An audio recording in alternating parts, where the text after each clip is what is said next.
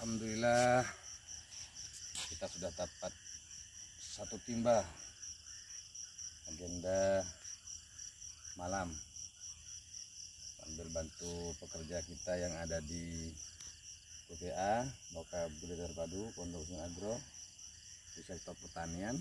Kita cari bekicot. Ini bekicot.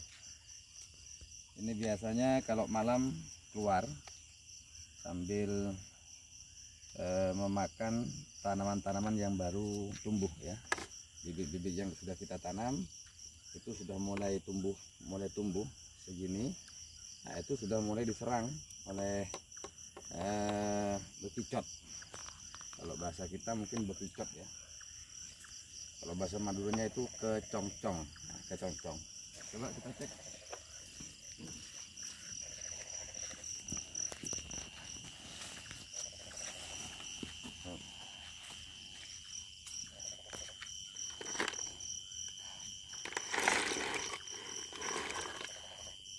Nah, ini namanya bekicot.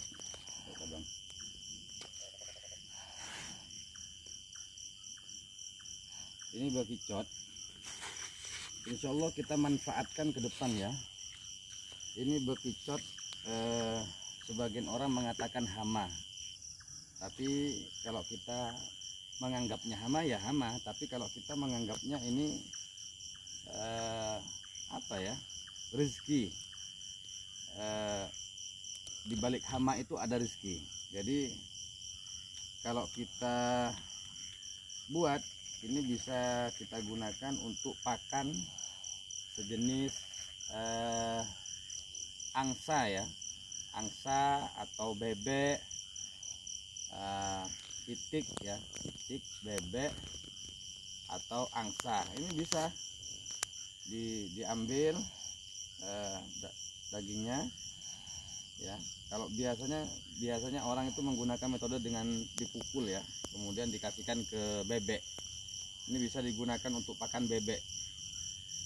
Ini proteinnya cukup lumayan besar, sehingga kalau dikasih makan seperti ini jenis-jenis unggas, hewan unggas itu seperti bebek atau itik, itu cepat bertelurnya cepat. Jadi menurut kita ini hama, tapi di balik hama itu ada keberkahan tersendiri, ada rezeki. Tergantung kita bagaimana cara untuk menyikapi hama itu. Nah, kita masukkan supaya tidak memakan tanaman-tanaman yang ada di area pertanian dan perkebunan. Waktu kita sudah hampir jam setengah 12 ya, hampir jam setengah 12. Hampir jam setengah 12. Kita 3 hari sekali, kadang seminggu sekali kita cek area. Seminggu 2 kali lah insya Allah programnya itu, untuk pengecekan bekicot yang biasa menyerang tanaman-tanaman yang sudah ditanam di Loka Budidaya Terpadu Pondok Pesantren Agro Milusan.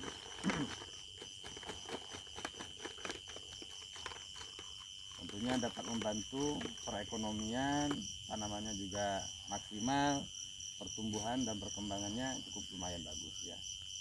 Ini biasanya kita biasanya taruh di timba, kemudian kita amankan ya, kalau bisa kita minta kepada petugas agar dibawa ke hutan, di alam bebas lah, tidak ada di area-area, karena ini juga makhluk hidup ya, bukan makhluk mati. Ini makhluk hidup yang sama-sama juga cari hidup.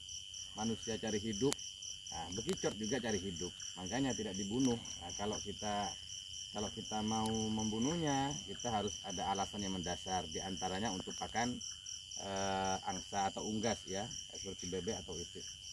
Nah, kalau kita tidak punya unggas atau tidak punya sejenis itik ya, seperti unggas-unggas yang lainnya, bebek, itik, angsa, ayam misalnya. Kalau tidak ada hewan ternak yang ada di LBT Pondok Pesantren Agro Milusan, kita sisihkan untuk kita taruh ke hutan.